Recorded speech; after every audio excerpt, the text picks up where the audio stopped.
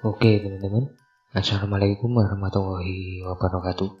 Di konten kali ini saya akan membawakan kisah yang saya dapat dari saudara kita, Mbak Mirna, pada saat beliau melakukan pendakian ke Gunung Agung bersama 4 temannya via jalur Pura Besakih kisaran tahun 2006 yang lalu. Yang di pendakiannya itu Mirna justru mengalami berbagai gangguan yang bahkan berujung Mirna ini hilang selama 3 hari di atas Gunung Agung tanpa bisa ditemukan sama sekali keberadaannya. Buat teman-teman yang belum tahu, Gunung Agung yang juga sering disebut sebagai tempat bersemayam para dewa oleh umat Hindu ini memang menjadi salah satu gunung yang menyimpan banyak misteri, terutama yang dialami oleh para pendaki yang ke sana. Bahkan mungkin sampai detik ini, karena memang gunung ini juga menjadi tempat keramat yang disucikan oleh masyarakat sekitar. Selain itu, banyaknya peristiwa kecelakaan dan hilangnya para pendaki saat ke sana. Sejak tahun 2009, setiap pendaki diharuskan untuk memakai jasa guide untuk menjaga keamanan, terutama di jalur Sepudi dan Besakih ini.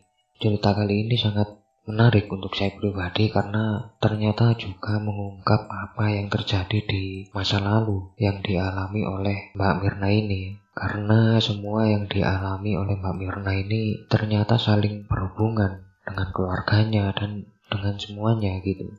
Seperti biasa, nggak usah lama-lama, langsung saja kita mulai ceritanya.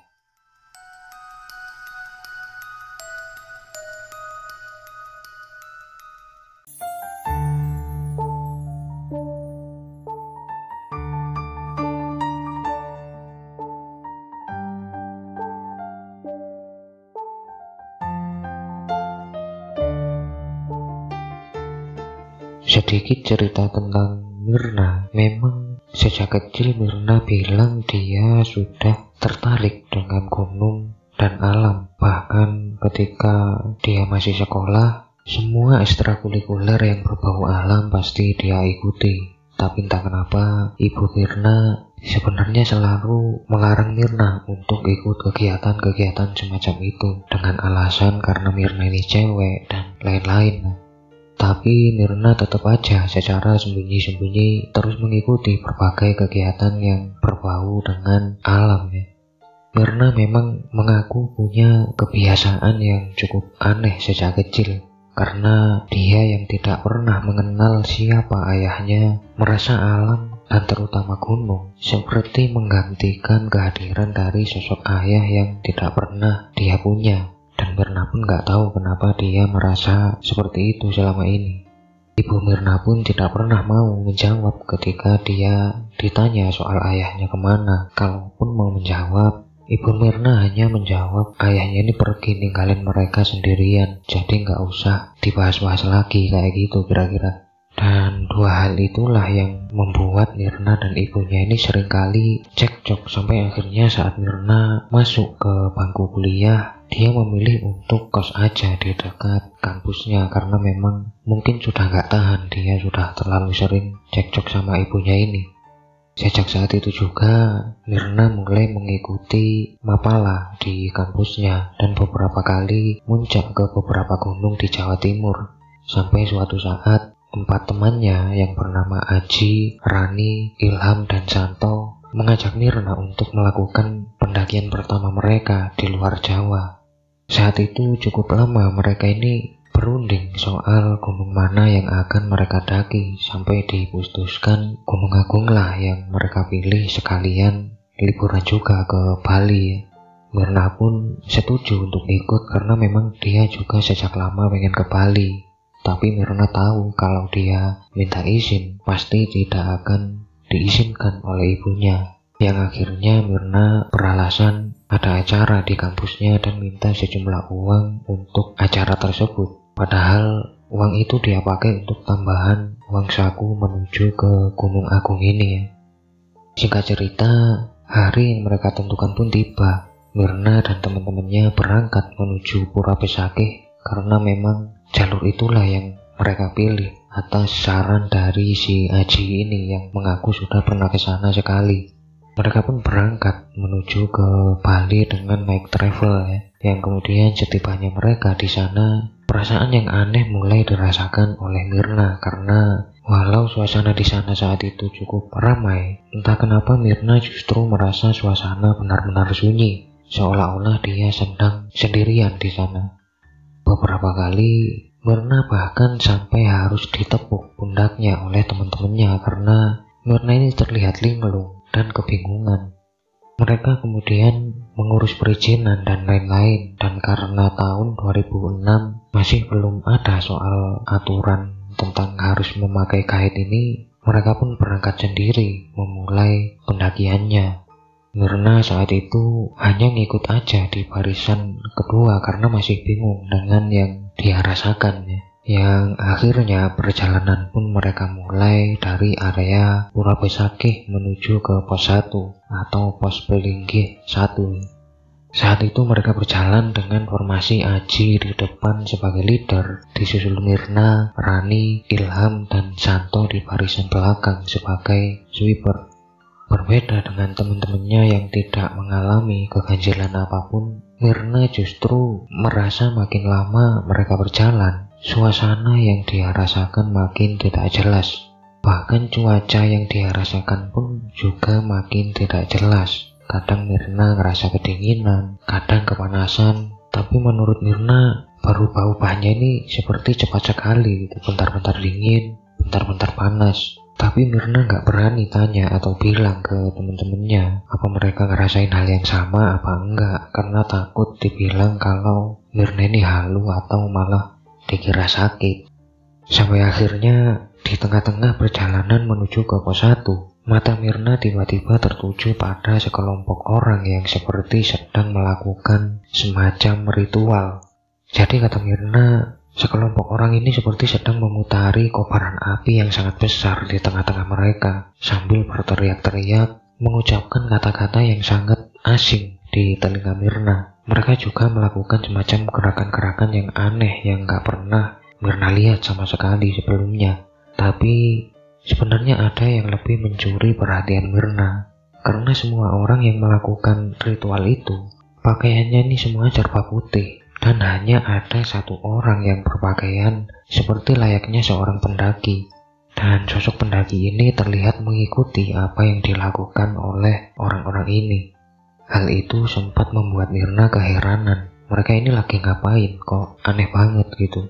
Sampai saat Myrna mulai fokus melihat ke arah kobaran api besar itu, Myrna perlahan mulai melihat kalau di tengah-tengah kobaran api itu seperti ada manusia atau sosok laki-laki yang kayak lagi diikat dan terlihat seperti berontak minta dilepaskan. Anehnya Myrna tidak bisa mendengar suara laki-laki itu walau di pandangannya ini laki-laki itu kayak lagi teriak-teriak kepanasan sambil terus-menerus berontak.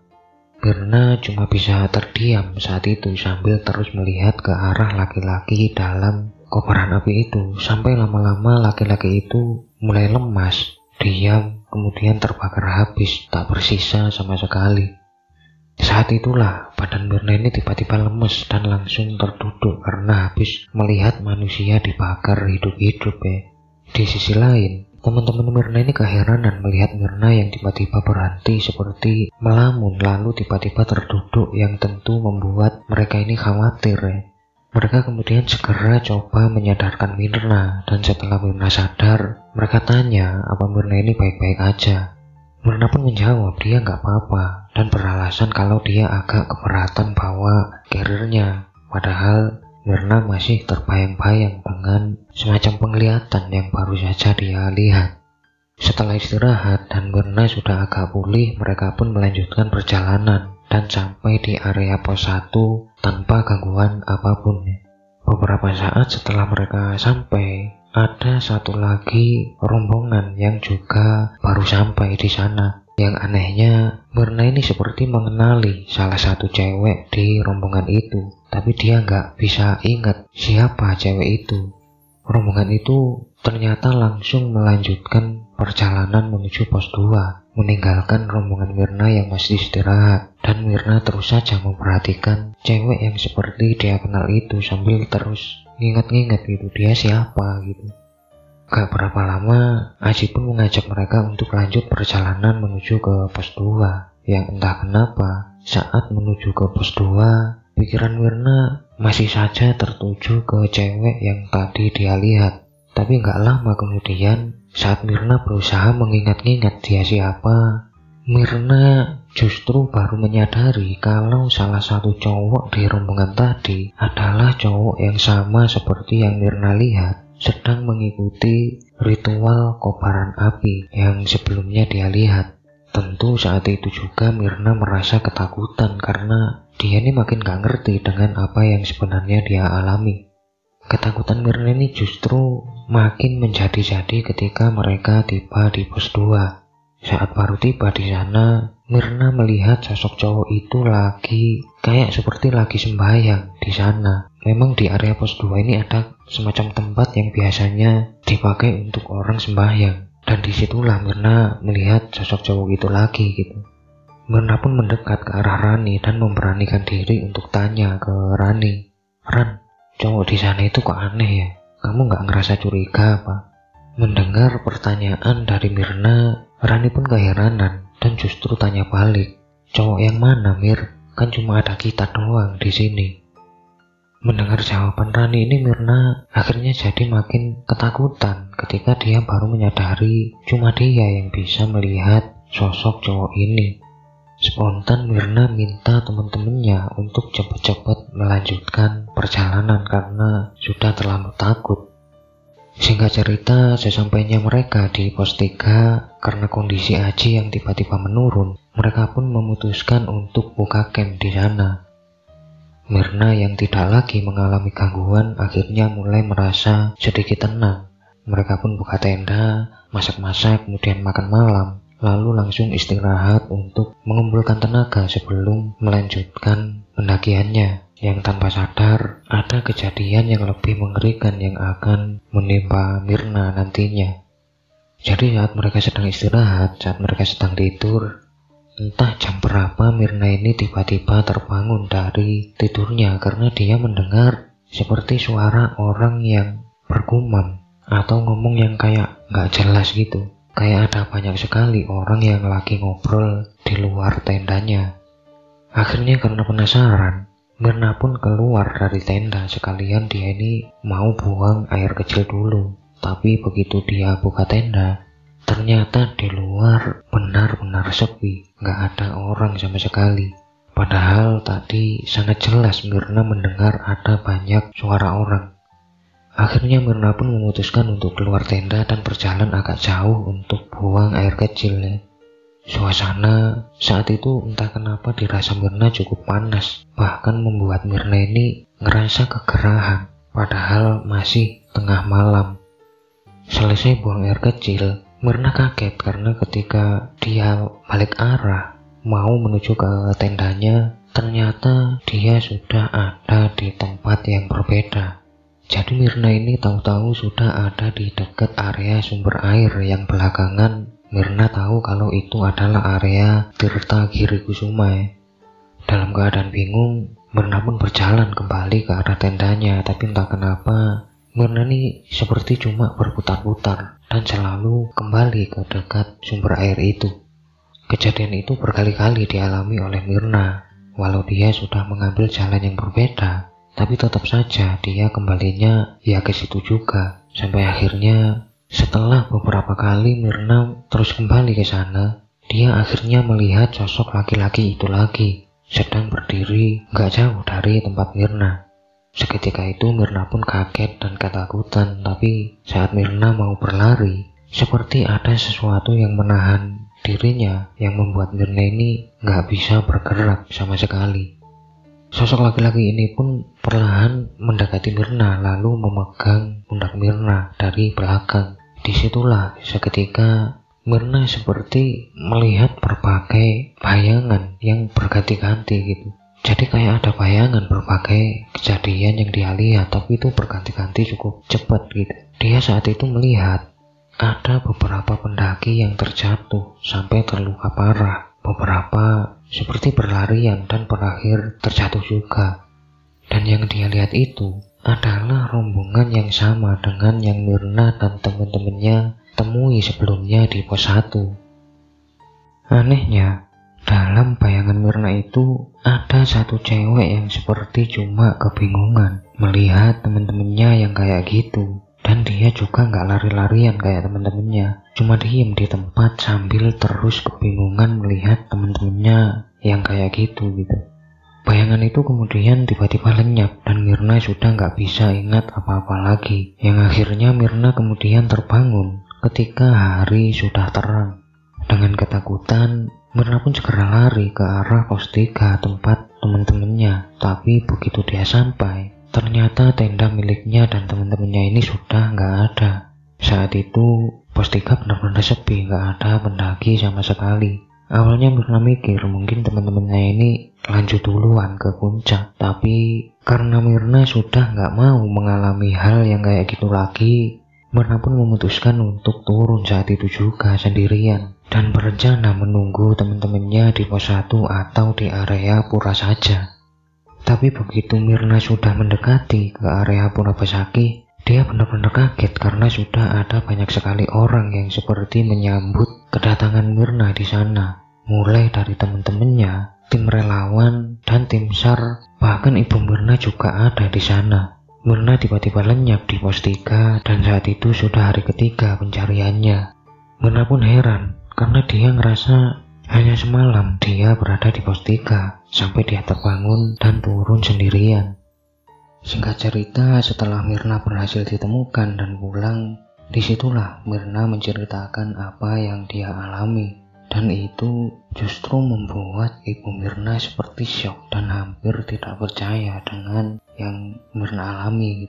Pada saat itulah ibu Myrna mulai bercerita bahwa sebenarnya dulu dia juga pernah mendaki ke Gunung Agung bersama teman-temannya dan pacarnya. Ibu Myrna ini dulu juga seorang pendaki aktif sama seperti Myrna. Pada saat itu, perjalanan ibu Myrna dan teman-temannya ini sebenarnya lancar-lancar aja. Sampai secara tiba-tiba di tengah-tengah perjalanan mereka menuju ke pos 4, kelompok dari ibu Myrna ini berlarian ke sana kemari sambil teriak-teriak ketakutan. Ada yang sampai jatuh dan yang lain juga lenyap entah lari kemana. Anehnya hanya ibu Myrna yang tidak mengalami hal itu. Dia justru kebingungan ada apa dengan teman-temannya, termasuk pacarnya itu. Kenapa mereka tiba-tiba ketakutan? Akhirnya karena nggak bisa melakukan apa-apa, ibu Myrna pun dengan panik kembali turun sendirian, bermaksud untuk meminta bantuan di bawah. Tapi semua sudah terlambat karena semua teman-temannya bahkan pacarnya ditemukan tidak ada yang selamat. Ibu Myrna pun pulang dalam keadaan syok berat dan ditambah lagi gak berapa lama setelah kejadian itu, ibu Myrna baru menyadari kalau dia sedang hamil. Yang dari kehamilannya itu lahirlah Myrna, yang ternyata setelah mereka saling bercerita lebih jauh, sosok pendaki laki-laki yang dilihat Myrna sedang mengikuti semacam ritual dan terus mengikutinya itu sebenarnya adalah sosok dari ayah kandungnya yang dulu juga menjadi korban dari kejadian yang masih saja belum bisa dimengerti oleh ibu Myrna sampai detik ini. Hal itulah yang membuat ibu Myrna sangat melarang Myrna untuk ikut kegiatan apapun yang berbau alam atau gunung karena beliau benar-benar trauma karena kejadian itu, yang akhirnya juga menjawab pertanyaan Myrna soal siapa sebenarnya ayah kandungnya yang selama ini ditutupi oleh ibunya itu. Semoga apa yang dialami oleh Mbak Myrna setidaknya menjadi pengingat untuk kita semua bahwa semua bisa terjadi di dunia ini, karena masih sangat banyak misteri yang belum bisa kita pecahkan, yang mungkin selamanya akan menjadi rahasia yang tidak akan pernah terungkap. Terima kasih untuk Mbak Myrna yang sudah membagikan kisahnya. Semoga ayah Mbak Myrna ini bisa tenang di alam sana dan diterima di sisi Tuhan. Semoga Mbak Myrna diberi ketabahan dan dilancarkan rezekinya Sampai ketemu di cerita-cerita selanjutnya. Tetap sehat dan salam Rahayu.